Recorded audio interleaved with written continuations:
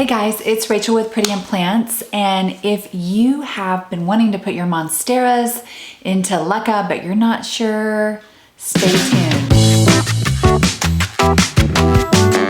Pretty and Plants, and I love to put everything in Leca, and I am on a roll in the month of March. So March is a big month to repot your plants, shift them around, put them outside, and kind of give some attention to those house plants, your outdoor plants as well, but this is mostly a houseplant channel. I think we can knock this out in one show on the monsteras because I don't have as many monsteras as I have other plants. I have 7 monsteras. So I'm gonna do a little house tour, and the reason I like to do the house tour is I like to I'm gonna talk you through the light and the care that I'm giving each monstera, and kind of where I've placed it and why. This one behind me, I don't know if you can see, it's a Rhaphodora tetrasperma. Some people call that the mini monstera.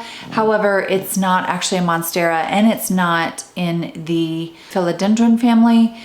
But the care is pretty similar. Those do like bright indirect light. So the window, y'all can't see, is over here. And this is kind of actually a dark corner behind me. So I have a light on the floor and a light above just to kind of fill in and give these. Oh, here you go.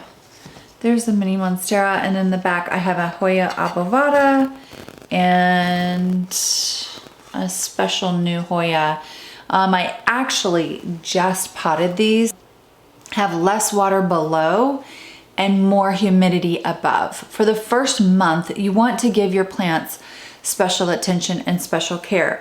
Now, coming back to monsteras, I'll link the video above. I did do a video where I combined all of my Monstera deliciosas. I had 3 or 4 in separate pots. I combined them all into one big plastic bucket, and it's worked out really well. That Monstera is very happy. So let's go ahead and do the house tour, and then I will talk you through those plants.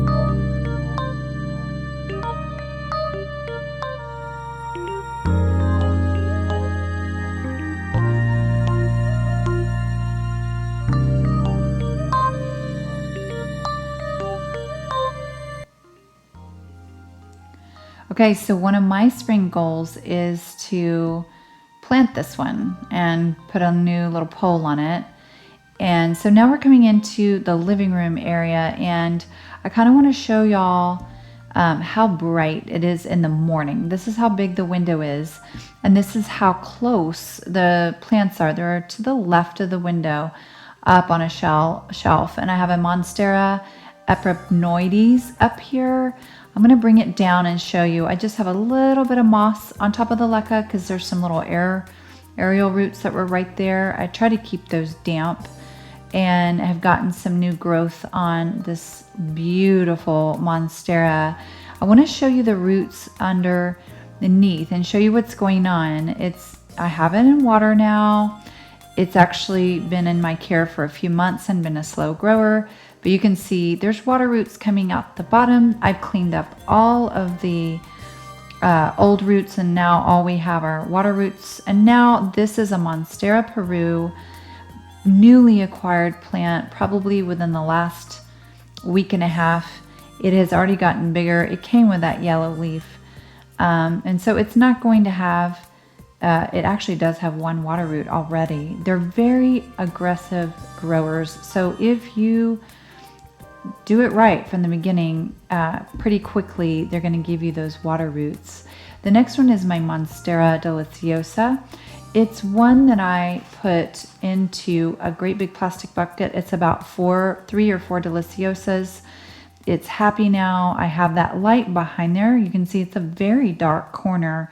I just put a light on the ground, a plant light, and when it's happy, the leaves are kind of up a little bit. If they start sagging, I want to put a light hanging down on the top of it instead of the light behind it. But this one took a few days to adjust, and it had some yellow leaves.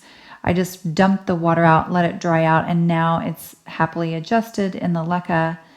And next to it, this is my bedroom, which is also pretty dark. The windows get morning light. Morning sun will stream through there for about an hour and a half, and then it goes away. And this is where I have my Albo-Borsigiana next to my bed. It's gotten 2 new leaves since I've gotten it. It loves the Leca. I've never had any issues with it. The first leaf was just green. There was absolutely no variegation on it. But the second leaf that grew in, see, there's no water in the bottom of this. I'm letting it just have 2 or 3 day period of dryness. And then next to that plant is the Scanliana. And it's a pretty new plant. I've had it for about 4 weeks. It's gotten a little bit of growth. There's just too much water in the bottom of this pot for how new it is. Sometimes I water it and I'm kind of inspecting it to see if I see any white roots. There's 1 white root, and so I go ahead and I'm going to go outside and just ditch the water. I don't want water in the bottom, and we'll just let this hang out in no water for about a week until I see it curl. The leaves were curled downward and I just gave it too much. Now this is the bottom of my Thai constellation. I got this February 10th. I put it into Leca 3 days ago. So it's been about 3 weeks in dirt, and now it just went into Leca. Came with the 4 leaves. Since February 10th, I've already gotten new growth. Part of the new growth is this heat mat I have underneath. It's forced the roots to push out really quickly, and you don't want any space. You want space between the heat mat. So I have a basket. I don't just have them heat mat in the pot because you will get some rotting roots with that. And I am checking now for wetness. It's been in for 3 days, and I watered it, but I didn't leave any water in the bottom, of course. There's not going to be any white roots. It's only been 3 days. I did a little bit of a mix here with pumice and Leca just to give it stabilization, because they are monsters on the top. They grow really big. And so then after I put it in, I was not sure about the water. And so one way you can test to see if the roots are still wet is you're just going to put your hand underneath the inside pot itself. So I take the pot out finally. I can't tell, so I touch the bottom of this pot, and yes, there's water dripping off the bottom. So we know no water for a couple more days. Okay, great. So I hope y'all enjoyed that tour. I don't have many monsteras, but I will say the ones that I have been very simple. Run water through them, no water in the bottom, and then let them dry out 2 or 3 days. Roots pretty low in the pot. You don't want the roots up here and the Leca down here. And then really just Leca or odd shaped Leca is fine. The heat mat that I had in underneath the Thai constellation, the heat mat really helps when you have a new Monstera. There's 2 things that will help. You can do both. Whenever you do a heat mat, that there's something between the heat mat and the plant. I just 3 days ago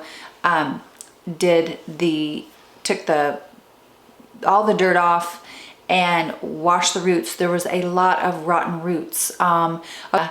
And made sure the pot was nice and small, not too small, but small enough to just really hold those root system.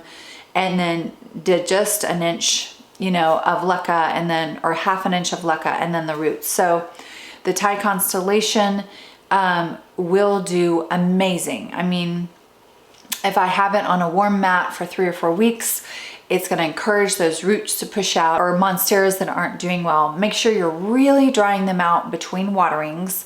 I will say the one that was in the big bucket that was several monsteras that I just put in one space, That one, the leaves turned yellow. I had 2 or 3 yellow leaves. And so what you do is you're just going to pour out the water, leave it for a week, and really let it get dry because it's still wet. You saw the Thai constellation. I was like, is it wet? Is it not wet? And when I put my hand underneath that inside container, it was wet. So okay, the roots are still wet. I'm gonna wait 3 or 4 more days. It's better to get yellowing from letting it dry out too much than yellowing from overwatering, because you're just gonna have more root rot. You will get yellow leaves occasionally when you convert to Leca, because some of the roots will always have some rotting. You just don't want the rot to kind of take over the pot. Especially that big, I was really motivated with the Monstera deliciosa. It's so large, I don't want to take it out of the Leca for 3 years. So I don't want to have to take it out, clean off the rot, which if a plant is really suffering, do that. Take it out of the pot, wash all the dead roots off, spray it with hydrogen peroxide, let it dry for 30 minutes, spray it with a Super Thrive foliar spray on the roots and on the body, put it in dry Leca, and then wait 3 or 4 days before you add water. And when you do, don't leave water in the bottom. Just water it until there's a tiny water in the bottom and then stop. You want to, even if it's been in Leca before, even if it was doing okay, when it gets to aggressive root rot, you want to just, it's a hospitalized plant now. And so we don't want to drown it. We want to encourage those new roots to grow again. Legends of Monstera. I keep forgetting to mention him, but he did a show a couple of weeks ago. Amazing show. I will link his show down below. Loved it. Have done pioneering type things for at least 15 years or more. Reviewed them, and what they did with theirs, and this is why I'm saying this, because you may be like, you know what, I want to take another year, do more research on Leca. What they did with their plants, all of their indoor plants, is 50% perlite, which I will link below, and 50% dirt. Very aerated soil, to say the least. Probably if I went back to dirt, I would do what these people did, because their soil was so arid that when you watered it, it just kind of went through the perlite and a little bit of dirt. 50-50, 50 dirt, 50 perlite, 100% of their houseplants. Amazing show. I will link it down below. Leca, and what you're most afraid of with doing it. Monsteras are very simple. I will be wearing white gloves on some of my shows, because I cannot say that about all plants. Monsteras, aeroids are very simple. They love Leca. It kind of more mimics their natural state. They get holes in them and they kind of mutate, is why it's called Monstera. There's probably 48 different Monsteras, but the 7 that I have are probably the most highly coveted. I hope to see y'all tomorrow. I'm linking all of my spring into semi-hydro videos together, so you can binge watch if you're afraid to take the leap. And have a beautiful day. Stay hydrated. See you tomorrow. Bye-bye.